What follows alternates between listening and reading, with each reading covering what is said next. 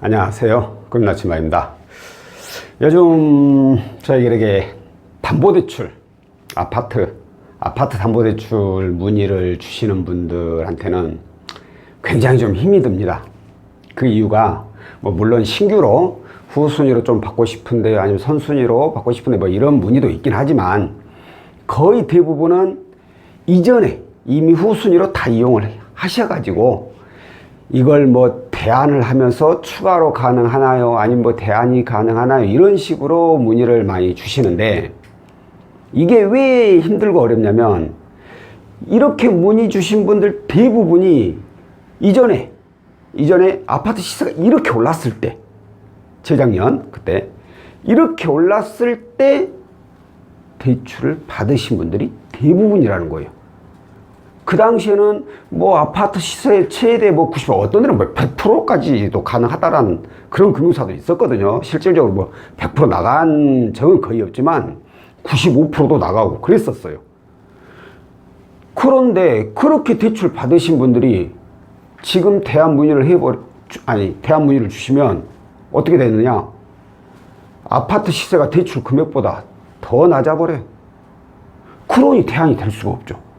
95%까지 안 받고 85%까지만 받다 하더라도 시세가 그렇게 많이 떨어져 가지고 시세하고 대출금액하고 비슷한 경우가 굉장히 많습니다. 거기다가 아파트 시세가 안 좋으니까 금융사들 입장에서는 대출 금액을 줄이는 거예요. 그러니까 지금은 제가 봤을 때 아무리 많이 나가봐야 85%예요. 거의 85% 나가는 경우도 별로 없고 신용이나 아주 좋고 소득이 아주 많으신 분 아니면 거의 80%도 안 나가는 경우도 있고요. 이렇게 워낙에 대출금이 적게 나가다 보니까 태안이라든가 추가 자금 문의 주신 분들 대부분이 사실 좀 어렵습니다. 그래서 담보대출이 거의 진행이 안 되는 경우가 많았는데 오늘 금융사 저축은행 한 곳에서 LTV 최대 95%까지 가능하다라고 상품을 이제 막 내놓은 곳이 있어요. 그래서 이게 뭐야? 그러면은 아파트 시세가 많이 떨어지긴 했지만 그나마 금액을 조금이라도 덜 이용하신 분들은 대안이라든가 추가 자금 원하신다면 가능성이 있지 않을까 싶어서 오늘은 이 상품에 대해서 안내를 해드릴까 합니다. 자, 먼저 대상 개인 사업자. 현재 개인 사업자만 가능하고요. 사업 개시일 90일 이상, 3개월 이상은 사업을 영위하고 있어야 된다라는 그런 내용이고, 안타깝게도 법인 대표는 안 됩니다. 오로지 개인 사업자에 한해서만 가능하고, 자, 시세는 KB 시세 또는 부동산 테크, 아파트 시세 보는 곳 있죠. KB 시세 또는 부동산 테크 기준으로 1억 5천만 원 초과, 1억 5천만 원 초과인 아파트만 가능하다라는 거예요. 그러니까 혹시라도 KB 시세에 1억 5천 딱 나왔다. 그러면 안 돼요. 1억 5천 1만 원은 나와야 돼요. 자, 금액 최대 10억. 그닥 10억이 크지 않죠? 이거 후순위라면 모르겠지만 선순위라면 10억이 좀 그렇게 큰 금액이 아닌데 이제 그 이유는 조금 있으면 알게 됩니다. LTV 말씀드린 대로 최대 95%까지 가능한데 지역에 따라 차등 적용 이게 이제 하나 붙죠. 왜냐하면 어떤 잘 나가는 지역은 그만큼 좀 더 많이 해주는 거고 안 나가는 지역은 사실 좀 적게 나가죠. 금융사들 다 똑같죠. 자, 금리 최저 7.5%부터 해서 최대 13.13%. 금리가 좀 센 거 아닌가? 라고 생각하실 수 있는데, 자, 이건 개인 사업자 사업자금 용도예요. 사업자금으로 나가는 거예요. 이전에도 제가 말씀드렸듯이 가계자금을 원하시는 분들은 다른 데 알아볼 필요 없어요. 무조건 시중은행을 가셔야 돼. 가장 이자가 낮고, 혹시라도 시중은행에서 어떤 이유로 안 된다 그러면 보험사 이렇게 가야 돼요. 제가 아까 여기 저축은행이라 했잖아. 이런 곳에서는 받는 거 아니에요. 이 금융권 저축은행이나 캐피탈 이런 데는 오로지 그냥 후순위를 이용하는 게 가장 알맞다 이거예요. 그러니까 그만큼 후순위라서 금리도 높고 또한 이게 사업자금 용도 증빙이라서 사업자금 용도라서 금리가 높게 형성이 되는 부분이 있어요. 자, 상환 기간은 3년 만기일 시 3년간 이자만 내다가 만기 때 일괄 상환하는 건데 당연히 뭐 대출 나가는 시점하고 만기 시점하고 신용상에 크게 문제가 없다면 또 연장도 가능하겠죠. 자, 지역. 제가 아까 여기서 그랬죠. 10억이 그렇게 크지 않는다고. 이게 바로 지역 때문이에요. 지역. 보면 광주광역시, 전라남북도, 제주도. 어라? 전라도 쪽만 해주네. 보니까. 자, 이게 왜 그러느냐. 이건 정부 시책 때문에 그래요. 왜 그러냐면 저축은행은 각 지역에 기반을 둡니다. 그러다 보니까 해당 지역에 어느 정도의 수신 비율을 여신 비율을 맞춰야 돼요. 그렇지 않으면 안 돼요. 이게 정부에서 내놓은 거예요. 그러다 보니까 이 여신 비율을 맞춰야 돼서 지금 여기에서 최대 95%까지 나가는 거예요. 그 이유가. 근데 이 저축은행이 소속되어 있는 지역이 관할 소속이란다. 관할하는 지역, 관할 영업하는 지역이 바로 이 전라도라는 거예요. 전라도에는 제주도도 포함이 되죠. 그래서 이 지역만 가능하고 그 외의 지역은 현재로는 아직 취급을 하지 않고 있어요. 근데 제 생각에 어느 정도 맞추면 또 어차피 또 점점 더 퍼져나가니까 나중에는 다른 지역도 취급하지 않을까 싶긴 한데 현재로서는 이렇게만 알고 계시면 될 것 같고. 자, 신용 나이스 기준이에요. 올크red이 아니라. 일단 나이스 기준으로는 무조건 570점 이상은 되어야 돼요.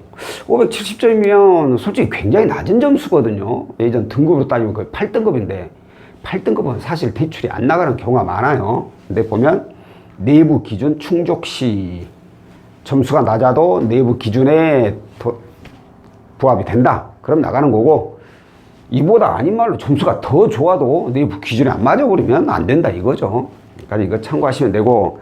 자, 불가 사유. 불가 100세대 이하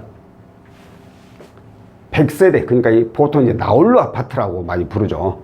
100세대 이하는 아예 취급 자체가 안 된다라는 거고, 신용대출로 2억 원 이상인 경우에 이 경우에도 대출이 안 된다는 거예요. 신용대출이 2억이면 그 이자만 해도 어마어마하겠죠. 그래서 이 단서가 붙는 것 같고, 여기 또 하나, 최근 1년 이내, 1년 이내에요. 1년 이내 연체 기록 2회 이상 보유자는 안 된다는 거예요. 최근 1년 이내에 내가 연체를 한 2번 했다.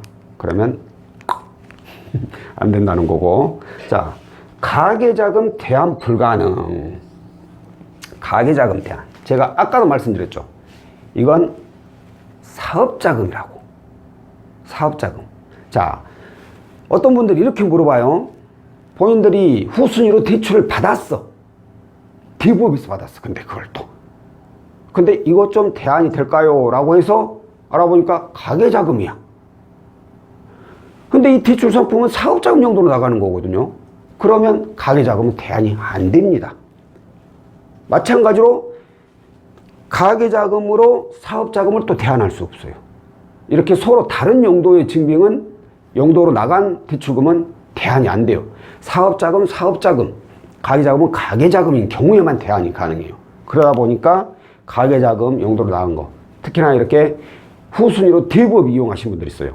그 당시에 대부업 이용했을 때 내가 사업자를 내고 나갔느냐, 그러면 사업자금 용도로 나갔을 확률이 높아요. 근데 그런 거 없이 그냥 난 직장인이고, 아니면 무직자고, 아니면 프리랜서였어. 근데 그냥 대출 나왔어. 사업자 등록증 없이. 그러면 10중 8구가 가계자금이에요. 이런 분들은 안타깝지만 대안이 안 된다라는 겁니다. 그러니까 이 점 꼭 참고하고 계시고요. 그리고 중요한 게 하나 있습니다. 그게 뭐냐면 세입자 미동의. 제가 봤을 때는 굉장히 큰 내용이에요. 지금 여기 있는 자격 조건들 중에서 가장 눈여겨볼 만한 조건이지 않을까 싶어요. 왜? 대부분은 후순위 대출 나갈 때 세입자가 있으면 반드시 세입자 동의가 있어야 돼요. 동의 없이는 안 나가요, 대출이. 그런데 요즘 들어서 세입자 동의 없이도 가능하다는 금융사가 이렇게 하나씩 생겨나요. 그러니까 어차피 세입자 보증금은 너희들 지켜주고, 세입자 보증금은 지켜주고 그 후로 나가는 거니까 세입자한테는 타격이 없다 이거죠. 만약에 이 채무자가 대출받아서 문제를 일으켜서 집이 경매로 넘어간다 치더라도 1순위로는 세입자가 가져가잖아요. 그리고 2순위로 이제 대출 나간 금융사가 이제 가져가는 거고. 그러다 보니까 세입자 분들한테는 피해는 없죠. 다만 이제 그런 것 때문에 세입자들이 불안해하고 걱정하시고 그게 문제지. 금전적으로는 사실 뭐 경매 넘어가더라도 보증금보다 더 낮게 형성이 돼버리면 경매가, 그러면 세입자들은 피해가 하긴 하겠지만, 근데 뭐 후순위 나가든 말든 보증금보다 낮게 형성되면 뭐 똑같죠. 동의 받으나 안 받으나. 그렇기 때문에 세입자 동의 없이도 가능하다. 이게 굉장히 큰 제가 봤을 때 조건이지 않나 싶어요. 자, 그러니까 자, 오늘은 현재 개인 사업장을 운영하고 있는 분들, 이런 분들이 사업자금 용도 증빙으로, 선순위는 솔직히 저는 추천 안 드려요. 자주 얘기했지만, 왜냐하면 이율이 높아요. 사업자금 용도는. 그렇기 때문에 후순위로 최대 LTV 95%까지 이용이 가능한 상품에 대해서 안내를 해드렸고요. 다음번에 또 다른 내용으로 찾아뵙도록 하겠습니다. 고맙습니다.